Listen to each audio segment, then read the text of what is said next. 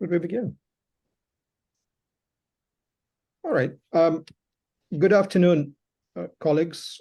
It's a great pleasure to welcome you all to a webinar sponsored by the Department of International Education at the Education University of Hong Kong. And it's a great pleasure for me to help them develop innovative educational programs based on Minerva's purpose. That's kind of the distinction between the two.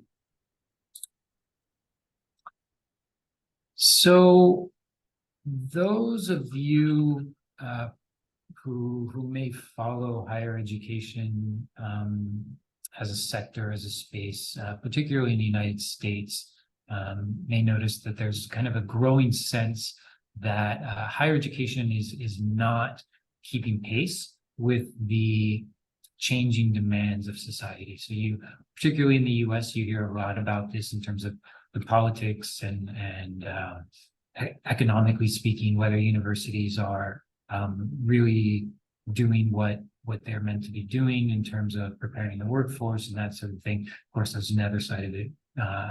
Many universities will argue that their job is not to prepare the workforce, but there's nonetheless a growing sense that things are changing and a university education may not be fully keeping pace with that.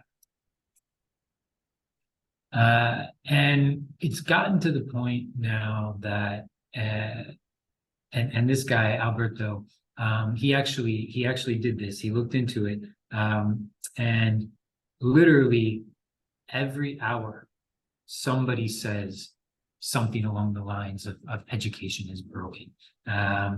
And this is, on one hand, kind of a ridiculous sentiment, to think that education as a whole is one big, massive thing, that somebody on top is controlling the whole system, and that education is done the same at every institution and at every level, from primary up to professional training and development, and everything in between, that systems are all educating their students in the same way. So, I mean, this group knows, I believe, that there is an incredible amount of differentiation within the field of what we would call education. So the idea that education as a whole is broken, I would take some issue with.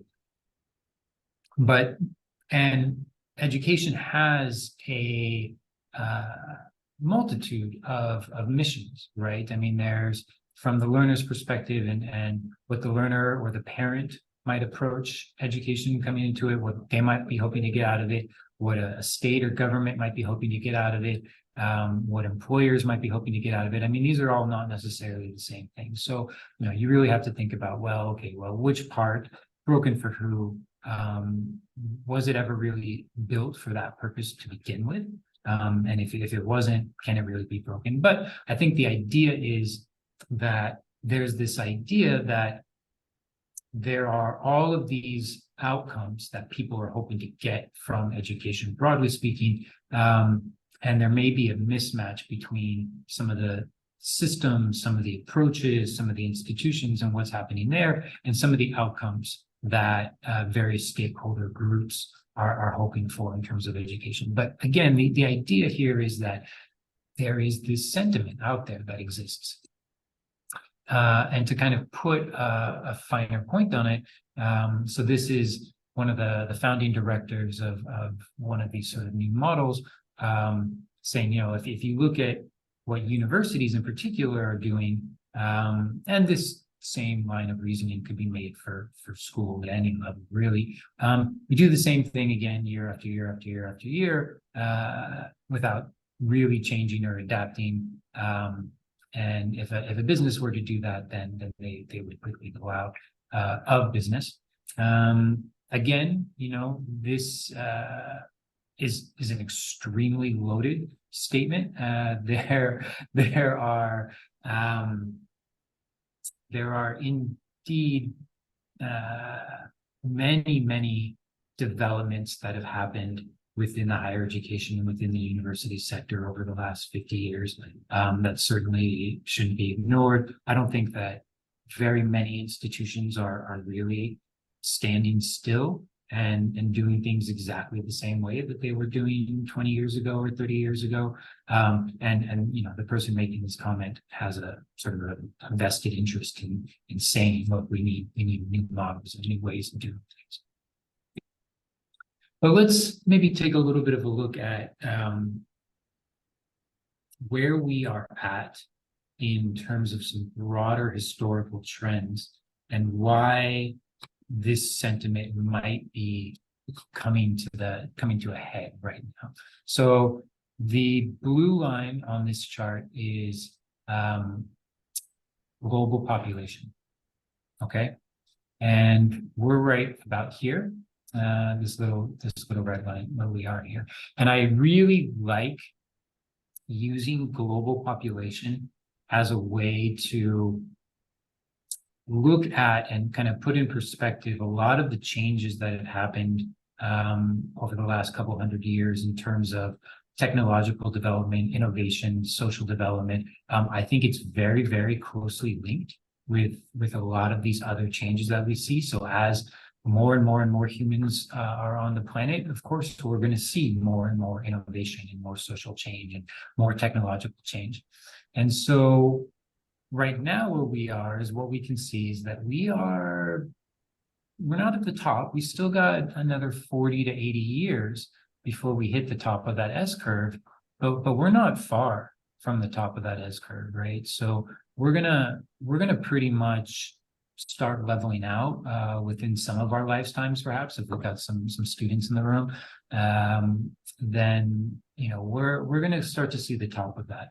And that's going to indicate slowdown in a number of areas. And we are most certainly already finished with the most exponential growth. And so we're kind of really coming out of this really rapid period of human expansion over the last, let's say, 80 years or so. And so if you look at the beginning, we had the Industrial Revolution, you know, going up until about the mid 1800s.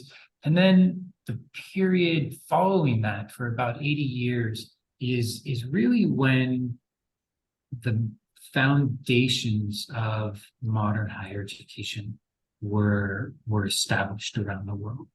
So of course you had institutions like Harvard, Oxford, Bologna, that were established much earlier. But most of the major, what we might call world-class universities, you know, most of the institutions that kind of really have a lot of really good brand name recognition, top the league tables, like they were all created in this mid 1800s to mid 1900s period. So this includes everything from like Johns Hopkins, which was basically arguably the first research university in the United States, to almost all of the land grant universities in the US, right? So the University of Minnesota, Arizona, California system, all of this sort of thing. Coming over here to this part of the world, this is when the University of Tokyo was established, and the imperial universities in Japan, and then even kind of on the tail end of that. So University of Hong Kong, somebody might correct me if I'm wrong, like was established around 1940 or that period in there. So I think that there were predecessor institutions that kind of fed into one larger, but that is really where a lot of these major global universities that have now grown into these global universities were founded, was in that period. And then it's only after that period of these universities being established that we begin to see this massive rise in human population, right? And so that was this period of intense massification, massification both within countries. So within the United States, for example, starting right after World War II, there was a huge push to to move from an elite to a mass to a universal higher education sector where the majority of the population was going through and getting an undergraduate degree. And so you would see that within countries, particularly the developed ones. So the United States, Japan shortly followed, the UK, and so on. And then kind of towards the tail end of that, you start to see massification happening between contexts as well, right? So you see China massifying greatly, a lot of their students coming over to different countries because, you know, it just wasn't possible to kind of create universities at a speed great enough to meet demand. And so when you have this relatively short time period where there's just this explosion in demand around the world, then it can become difficult for a lot of differentiation and a lot of new models. And what you're going to see is sort of this replication where, okay, well, we need to do this very quickly. We need to serve all these students. There are these existing models. We did have certain things like community colleges and technical colleges kind of established during this period, but it's sort of this expansion of, okay, we need to quickly serve this growing population. And so we replicated the models that existed at that time. So we're coming out at the end of that, which I think puts us in, and we're not, historically speaking, we're not too far on from having things like internet and a lot of these technology that are embedding themselves deeper and deeper and deeper into our daily lives and the way we're doing things. And these are obviously going to have a profound impact on how we do things like, have had a profound impact and will continue on how we do things like educate and do research and that sort of thing. So coming out of that, there are a number of implications, I think. There are different models of higher education institutions around the world, but I think the university still sort of is the default higher ed model, right? So most nations, whether it's a government that wants to do it to meet growing student demand or whatnot, you know, okay, well, we need more higher education. We need to create more universities. As I mentioned, there was sort of that copycat mentality that was happening through that period that we're sort of now kind of seeing the end of. But I think also with massification is we see this as more and more and more and more people engage with higher education and go for a university education. There's kind of this decoupling between the research mission and the education mission, right? If all of a sudden you've got much greater portions of the population that are going to university for an education, they, in their minds and their priorities, the research part of what a university does is not perhaps as important. And then this filters out into, I mean, these are the same people that go and they become industry leaders, they become politicians and these sorts of things. And so you sort of have, oh, higher education is not doing what it's supposed to be doing in terms of fulfilling workforce, but it's because perhaps in their minds, they have separated or they never really anchored on that research mission aspect of the university model. So the basic premise, the idea of this setup is that we're kind of coming into this new age. So as we emerge from this age of massification, particularly in more developed contexts that have had universal higher education sectors for some time now, there's a noticeable shift from access to outcomes.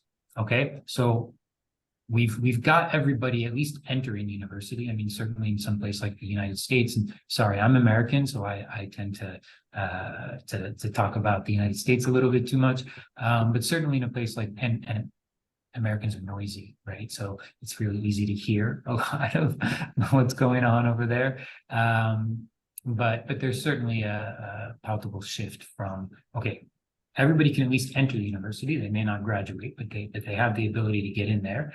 To like, well, what's happening when they come out? Are they coming out with the skills and the outcomes that they need?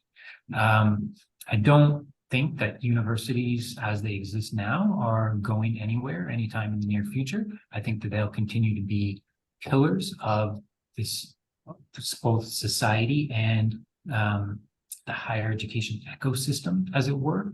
And some of those universities will dramatically transform themselves to align to new priorities. But many won't, and many will kind of continue with their missions as they've been delivering them for hundreds of years or more. But there is an opportunity here for kind of a new generation of entrants to kind of play an important role in creating models. Like anytime that you go through a period of systemic change, you need these new models, right? Like you need these green shoots of innovation for the more established practitioners to be able to look at and say, oh, let's watch how that plays out. And eventually over time, there gets to be either enough of them or they reach a stage of maturity that you can start to kind of bridge that from the old system and the old institutions to the new systems coming up. And eventually we're going to be able to hit a point where some of these new institutions some of the more traditional institutions are going to start borrowing more and more and more practices from these new ones. So there are essentially 3 or 4 areas along with this conversation that are dimensions that these new challenger universities are differentiating themselves on. The application of the learning sciences, the leveraging advanced technology, and innovative practices in one sense or another. And I'll talk a little bit about what I mean by that. So we've really had, and we're kind of in right now a golden age of learning science. We have learned so much about how people learn, how they process information, how they retain information, how they can or cannot apply information to new contexts. I mean, we've learned an incredible amount about how the brain works and how people learn over the last 50 or 60 years that really is not widely applied to most classrooms around the world, unfortunately. There's just a ton of knowledge that, like we know things like flipped classrooms are if you can get the students motivated and to do it right, are going to be more effective. We know that active learning leads to better retention and better outcomes than a lecture. Lectures might be great ways to teach, but they're not great ways to learn. And so a lot of this knowledge, this body of knowledge, has, the research has been done. And so I think we need to move into this stage of greater application of what we've learned over the last 50 years. Tied to that is these ideas of assessment. I was reading an article in University World News today that kind of touched on a couple parts that the idea of transcripts were originally you needed something that could kind of fit on a piece of paper that could be folded into an envelope and mailed. And that's where a lot of why do transcripts look the way that they do? But there is so much in assessment. If really the goal is better learning outcomes, then we already know that formative assessment is better than summative, but how well is that applied in many classrooms around the world, within universities as well as schools and other types of places? There's this idea of certification, and certification is really important, particularly for some professional fields, a medical field, right? You want to make sure that whoever is a practicing doctor is able to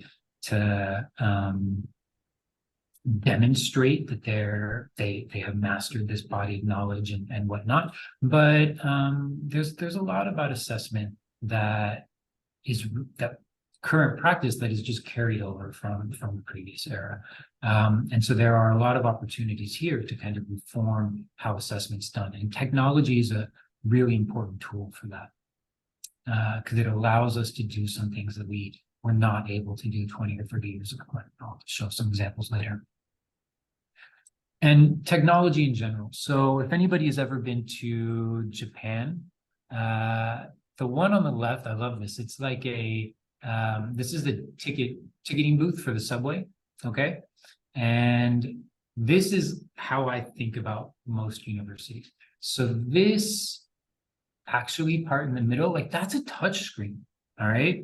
But then you've got this touchscreen interface, but then you've got these buttons over here on the side that were added at a different era for a different group to do a different function. And then you've got these buttons down here that were served a different function. And after living in Japan for 6 years, I never figured out what that keypad was for. But your attention is sort of directed all over the place. It's not really built for purpose. It's you can see multiple eras within that one machine. Whereas the Singapore version on the other side, that's it. Clean, one interface. It might not do as much as the previous one, but it's built for a very specific purpose, and it's built in an integrated fashion. And so I think this is just kind of a nice analogy of, you know, how a lot of established institutions have to deal with technological changes, because they've got their ways of working and their ways of doing things. They're there and they have to kind of add on. Whereas when you build something new, you can kind of leapfrog a lot of that. And then innovation areas can be anything from focusing on one particular niche of students. So looking at, I'm only going to serve this particular group, to how you do service and delivery, outcomes, disciplinary content mastery versus skills-based outcomes, to the type of experience that learners have. So there's all of these different dimensions that institutions can really hone in and focus on driving innovation in just one of those areas. So I'd like to do a little bit of a thought experiment. There was some of you may have seen this. There was a group of academics from MIT that recently, I think it was in the fall, they kind of came out with a paper on, they went away for a while and did a workshop on, if we were to build a new university, what would it look like and what would they have? So we're gonna put you into breakout groups just real quick, maybe 5 minutes. So those of you with the screen off, sorry, we're gonna make you get involved and share a little bit. If you were tasked with building a new university, let's take one thing. Where would you start? What's the one thing that you would do with that new institution that would kind of be the anchor, the driving force for it? Okay, so Emily, if you can help put everybody into breakout groups, we'll just give you guys 5 minutes.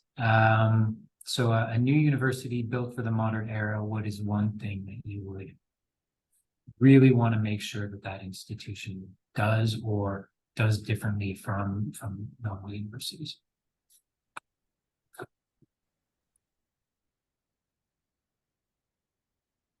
All right, how was that? We're gonna, hopefully you at least in our group, we had some very, very different ideas. People went wildly different directions.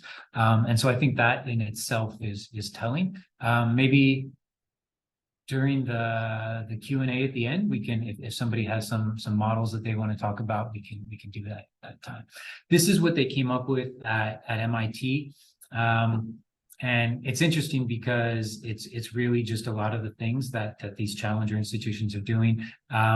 One of the key things at the top there, rebalancing education and research, moving the dial much more over to the education side from research, all the way down to the end, rethinking facilities and infrastructure. So some of these new campuses, these new universities that we're looking at have no facilities, so really there's just a lot of different areas that institutions can kind of differentiate themselves on.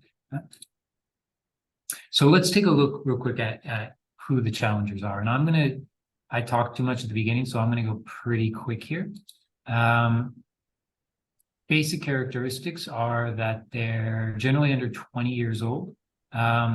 Most of the time, full term, so degree granting institutions. They're trying to operate within the higher education sector, right? So they're not like boot camps or something necessarily that are kind of outside of it. Generally will leverage technology in some way, challenge the value proposition of traditional universities, and at least choose one core area or one core domain to innovate.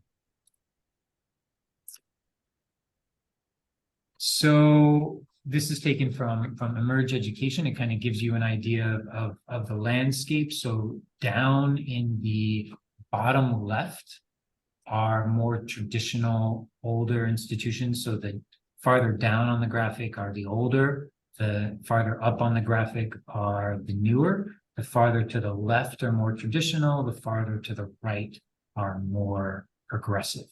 So it's kind of basically this upper right-hand corner, which is the Challenger University quadrant. So this is that looked at a little bit more carefully. And so you've got on one side sort of campus-based experiences, and this might include even institutions like SIT down in Singapore. Quest University in Canada is a really, really interesting model. To things all the way over on the far right, like University of the People, who I'll talk about in a second, or Minerva University. This is kind of a slightly different way to look at the same group. So you've got full-time undergraduate, those institutions that are really focused on competency-based education, those that are looking at micro-learning, so stackable credentials and things like that, more flexible models, and you've got some kind of enablers down there in the middle. So some of these institutions in these logos you may be familiar with. A lot of them perhaps not, but they all kind of fit that criteria of within the last 20 years, really innovating on at least one dimension, leveraging technology and really actively coming out and saying, we are here to challenge the status quo.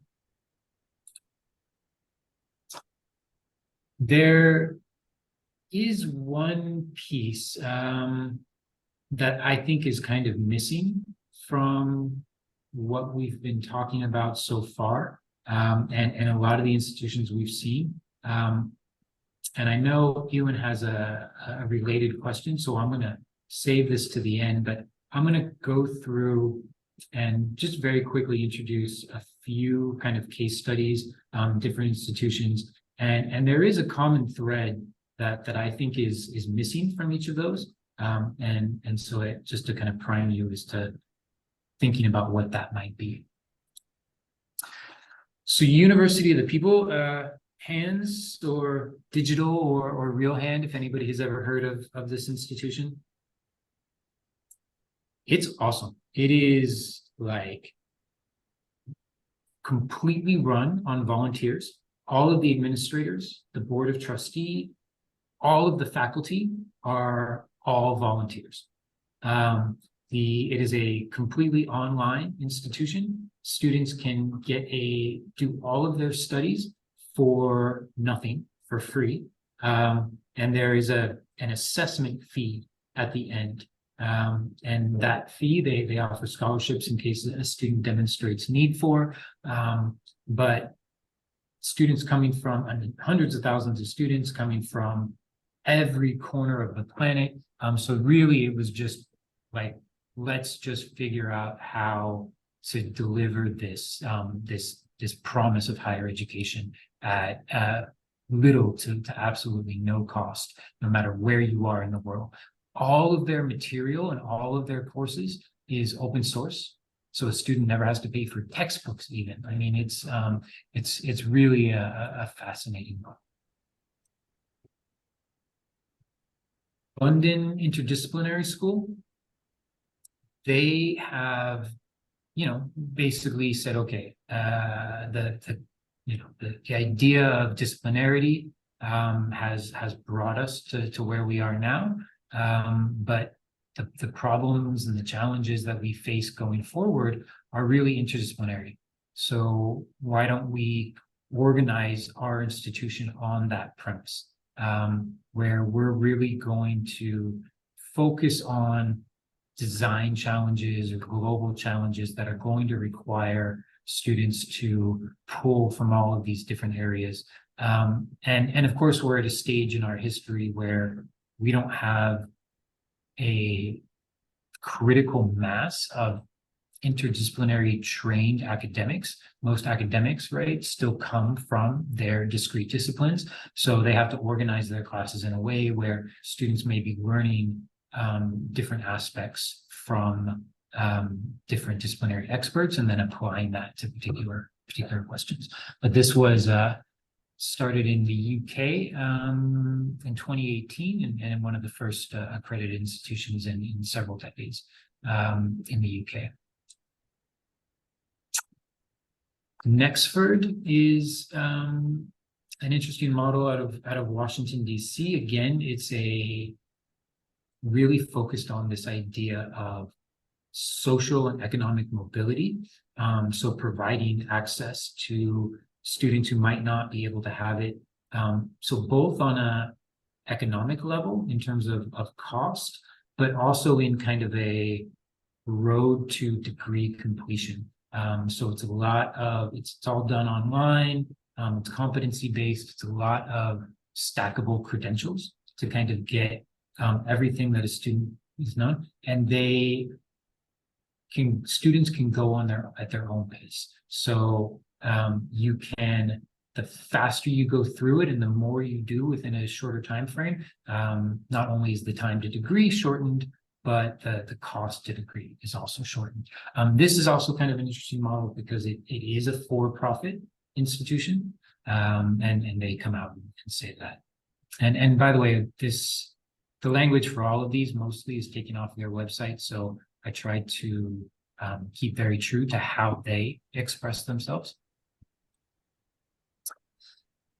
African Leadership Institution is a really cool one. They have really focused on this mission to build leadership capacity on the African continent. So they've got this very strong regional focus, and they have this idea where their students declare missions, not majors. So I'm doing this this is what I'm passionate about, this is what I care about. It's not so much that I want to be an economist or health sciences or whatever, but you may, okay, well, I really want to help the economic development of this particular region that I come from or whatnot. And so let's focus on that mission aspect of it, and then give you the competencies and the skills that you would need to be able to do that. They have kind of a more traditional campus approach where they started their first in Mauritius, and then opened up an additional campus in Rwanda. And Minerva University is the one that I'm kind of most well positioned to talk about. Minerva really, when they started, they said, let's just rethink the whole thing. So it was reinvented from the ground up. They started with the curriculum, right? Like if we really want to build, and they set off from the beginning to build an elite institution. I think this is very important to understand about Minerva. Is some of these others that we've looked at, Nexford and University of the People, have been all about access, whereas Minerva really, they set out to challenge Harvard and Oxbridge, and they set out to say, look, you may have a really wonderful experience by going to Harvard. You may be able to work with famous, intelligent people. You may be able to build a great network, but you're not particularly going to get a good education. You're not going to be any better able to take the information that you received in your classes and apply that to life afterwards than anybody else. So let's figure out how to give an elite education in terms of that education part of it.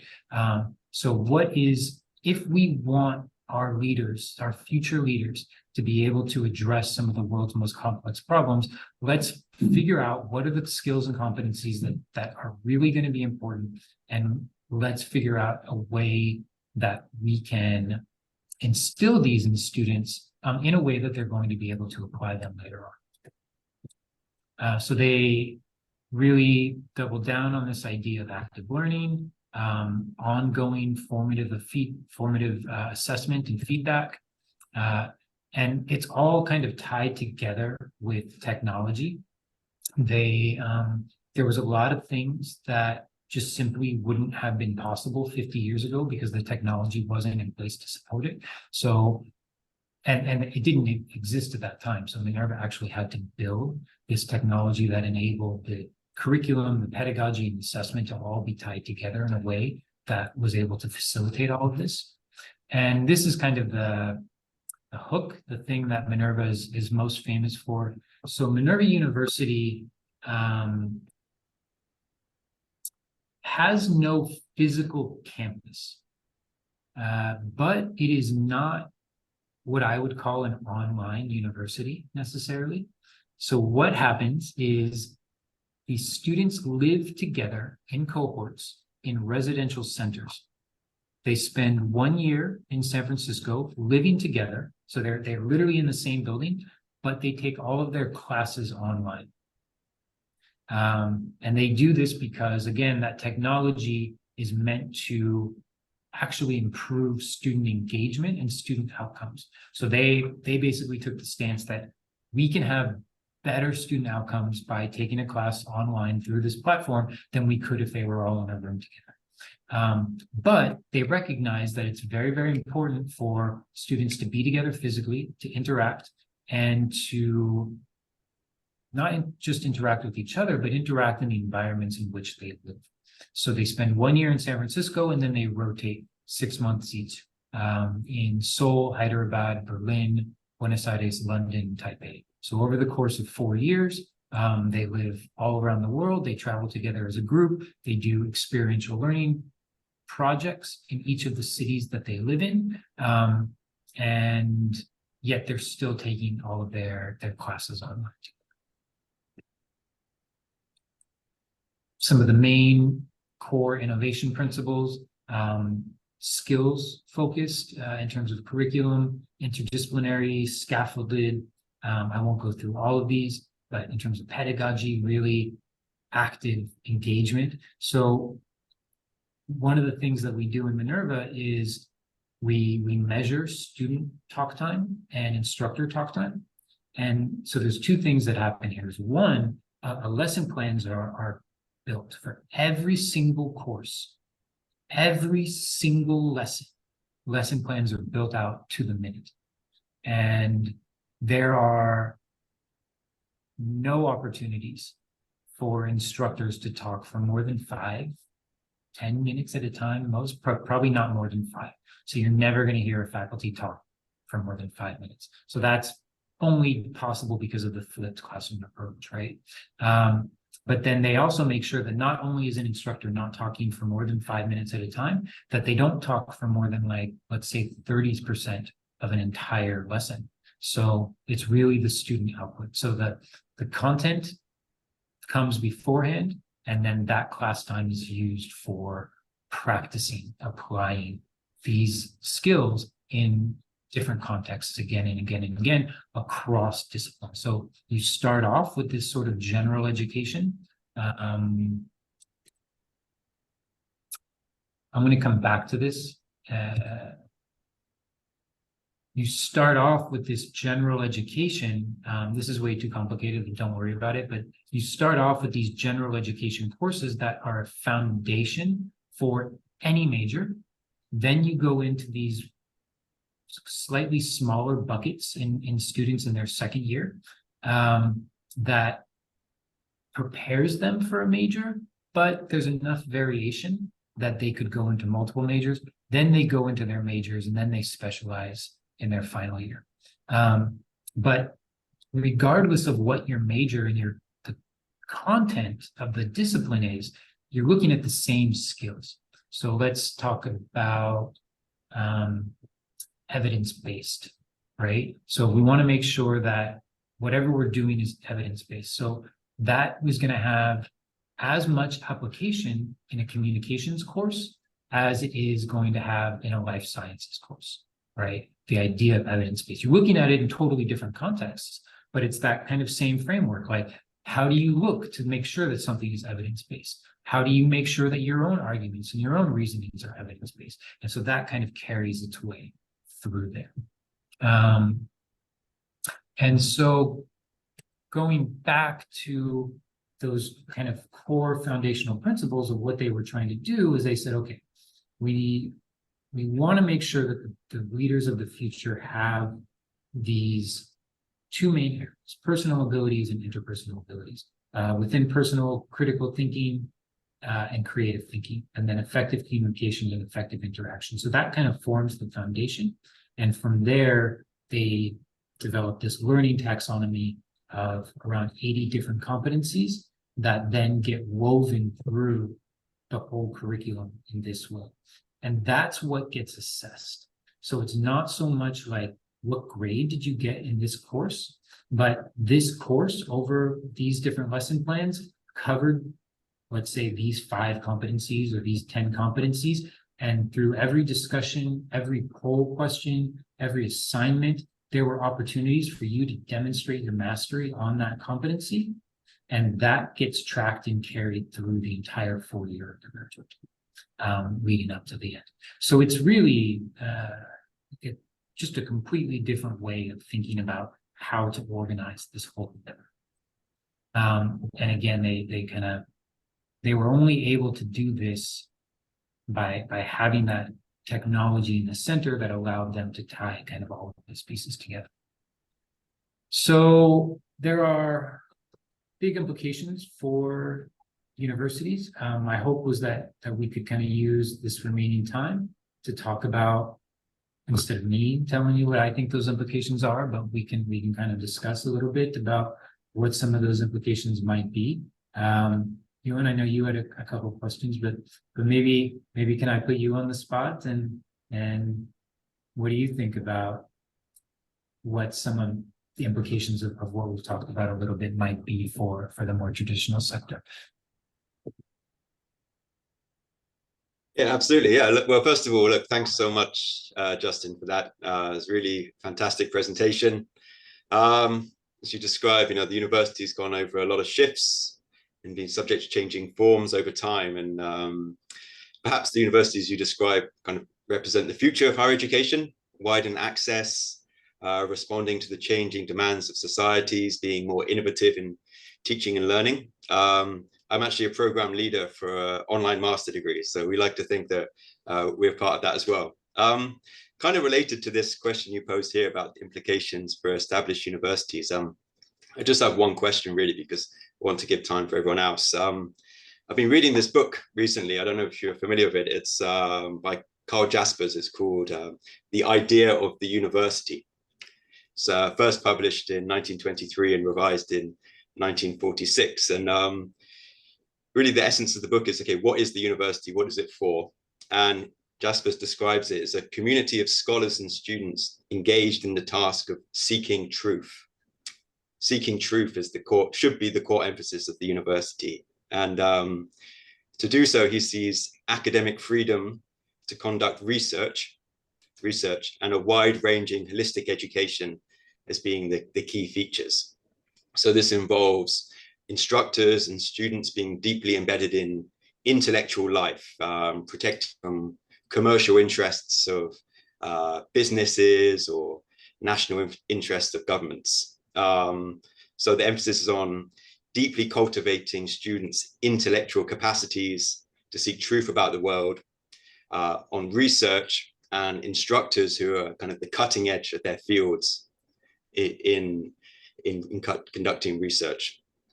And I guess my question is, how do you think this conception of the university fits in with the types of higher education that you've just described?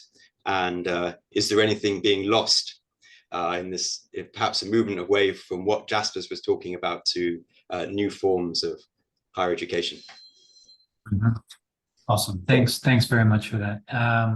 Yeah, I love those old. I have read Jaspers and the little texts on kind of the some foundational principles, and to add a layer of complexity onto that, the work of Clark Kerr in the 1960s, right? The founding chancellor of the University of California system, or maybe not founding, but he coined the phrase the multiversity, right? And so it's this idea that it's not a single thing, right? It's much like a city that has all of these competing priorities and competing missions and all of these sort of things. So to streamline it and say, okay, well, here's the one purpose for it. It depends on who you're talking to. And so the idea of truth seeking and knowledge creation, I think, is a really, really important tension. And tied to this, so I asked everyone to kind of think if they could find a common thing that was missing from all the institutions that we looked at. Did anybody pick up on anything that was missing from all of those?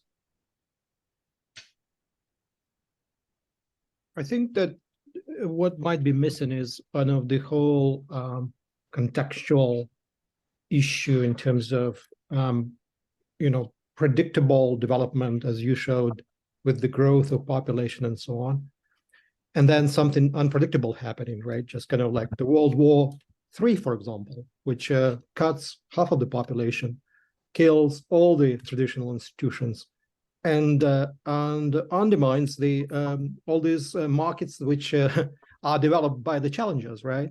That's what I can see in the crisis-related situation in Ukraine, for example, which is pretty much a world laboratory for now, just to see what might be happening in the future. So, and that's kind of like raises a number of questions. Like, yeah, good. We are just thinking in terms of what was happening before the pandemic and before the current crisis, right? But I'm not sure what's going to happen after, let us say, Mr. Trump comes to power. Trump and Putin becomes great collaborators. Let's hope that never happens. But certainly we're operating in this VUCA context, right? So there's a lot of uncertainty about where we're going. Sorry, Jiafeng, you were gonna add something as well? Oh no, I just I really like that question. Kind of like echoing back what's missing out there, kind of implied in the Ewan's comments. I think there's a lot of teaching by different types of universities, and there isn't much stronger state or clear statement about the research part. So I just feel, okay, Ewan, you also implied certain responses to your question there. Thank you. Exactly. So none of those challenger universities do research or have a research agenda or a research mandate. So they are teaching institutions. They are educational institutions. They are not necessarily at this point in the business of knowledge creation. And I think that is a really important tension, because I don't know that we know the answer to, like, what's the relationship between knowledge creation, research, and teaching. Like, and education. Like, I don't think that we have a very clear understanding of, I mean, we know that good researchers don't always make good teachers, right? But at what level do we need to still have those people that are on the forefront, that are pushing disciplines, that are doing research in the classroom, working with others? Like, how does that need to be organized? Now, I think what we did during this phase of massification is, I think that we replicated, and we said every institution needs to do research and education, you know, the three pillars, right? Research, education, and service. And so that's just what it was. And so I think where we are, I mean, higher education is already a very diverse space with many, many different types of institutions. But I think we will go farther in this direction of differentiation, where I don't think any of the challenger universities that we've looked at are going to be the model. And I don't think that there should be a model, right? We need all of them. We need the very sort of applied, you know, something like Singapore Management University or HKUST, right? Like that are really research strong, Singapore Management is always, but HKUST, very research strong, very research focused, in a kind of an applied sense, and other institutions that really have a much stronger teaching mandate. Some things that are in between, some things that serve different student populations, some things that are more closely tied to industry, some things that are more closely tied to liberal arts, and natural human development. And so what's particularly interesting, and maybe this isn't just, maybe it just isn't my space, so I don't know as well, but you see this rise of challenger universities, and I would almost question whether universities is the right term, right? I mean, they're essentially colleges, right? They're teaching colleges in some sense. We've seen that. Are we seeing an equivalent differentiation happening on the research side? Are we seeing a rise of predominantly research institutions that don't do as much teaching? Does the world need that? Do we, because of the massification, because of the rising human population, do we actually have enough knowledge creation going on? And now what we need to do is more focus on the dissemination. So it's a great question, Ewan. It's one that I don't have an answer to, but I think highlights a very important tension. Oh, thank you. So if I may, can I answer those questions? Hmm. So actually, I really like your activity where you asked us to think about it, because in the activity, I thought about some things I wanted to work on. And so one of my initial ideas, like, we should split off teaching and research, but not entirely. And so it's interesting to see, wow, that's what happens. And so there is a lot of research in this area. People who are the best researchers often are far above average teachers. And part of the reason of that is because, well, they're creating the knowledge. They're probably best able to explain what's going on. So there's definitely a strong connection between research and teaching. And it doesn't make sense to completely separate, because then you get researchers who are really good at it, but they're not actually teaching. And you need a transmission mechanism to get from the best research down to like everyone else. So you definitely cannot separate entirely. So we don't have research-only institutions, but in practice, we have research-only professors for a lot of places. So what's happened in a lot of universities is that the university itself still has both agendas. They're doing research and teaching, but a large chunk of the faculty are pretty much 99% doing research. And so there are a lot more, most universities have a large majority of clinical staff. So you might have like 70, 80% of their faculty are only teaching and only 20% doing research. So you see that within the university, they're already separating themselves off. And I myself am an example of this. I do way more research than I do teaching. And I think what's happened is that there is a segregation. And it's not like a university only focus. So I work mostly in research, but I work with tons of people around the world. So this is like network of researchers that are working doing research. They're not limited to universities, except in terms of when they're getting paid. So we're all being paid by our universities, but there's a lot of collaboration across universities. So it's a huge division.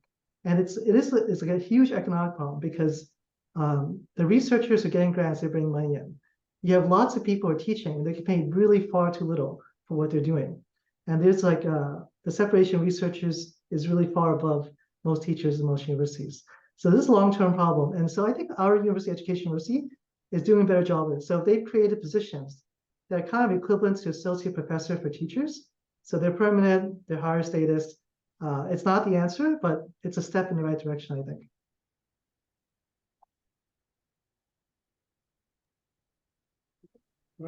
Justin, we have 2 minutes left. I'm sorry, just I know this is a fascinating conversation, and you know, I wish it could continue for longer. Maybe we organize another kind of time, but maybe we have 2 minutes, and maybe Justin, maybe if you would like to kind of to make a conclusion, summarize, and make kind of final statement, you're most welcome. Thank you. Thank you very much. Yeah, I mean, that's it for me. Just thanks very much, everybody, for joining. You know, I think if I were going to make one kind of concluding statement, again, it's this idea that these are new models. I don't think anything's coming to replace the full sector or anything, or established institutions are going anywhere anytime soon. But I do really like the term Challenger University, because I think it creates a challenge for those in higher education, established higher education institutions, to rethink what they're doing. It's sort of a, you know, when you're being challenged to something, you have to, okay, like, are we really doing something in the best possible way? Are there alternative approaches? Are there new technologies that we can leverage to enhance our missions, and to add more value to society? And so I really just, you know, these sort of, not just the Challenger universities, but a lot of these ed tech companies, and there's like this whole sector that is coming to push higher education in different directions, and I think it's a great opportunity for the sector as a whole to rethink what they're doing and rise to the challenge, essentially. So I will leave it with that, and thank you very much for this opportunity. It's been great to talk to you all, and I'm on LinkedIn or anything. If anybody wants to connect, I'm happy to do so. Thank you very much, Justin. Again, I can see thanks arriving into chat. So, and we would like to applaud to your wonderful presentation and look forward to collaborating more and exchanging more ideas in the future. So, I wish everyone to stay well and join us again our webinars in the future. Thank you very much. Bye for now. Bye. Thank you, everyone. Yeah, thank you, Justin.